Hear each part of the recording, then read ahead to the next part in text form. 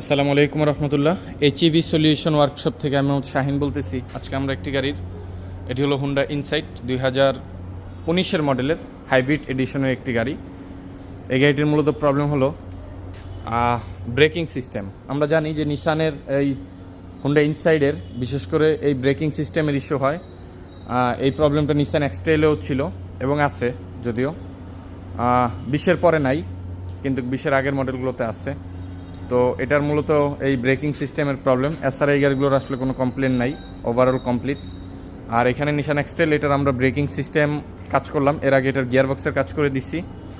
আলহামদুলিল্লাহ খুবই সুন্দর। আমরা অ্যাকুরেটলি কাজ করব, এগুলো পার্টসগুলো দিয়ে আমরা অ্যাকুরেট অরিজিনাল জাপানিজ পার্টসগুলো দিয়ে কাজ করতেছি এবং লং টাইম গ্যারান্টি সহকারে আমরা কাজ করে দিচ্ছি। আলহামদুলিল্লাহ, শুকর আলহামদুলিল্লাহ। তো এই হলো বিষয় হুন্ডা ইনসাইট। আমরা এটার ভিডিও নিয়ে আসতেছি ইনশাআল্লাহ তাআলা।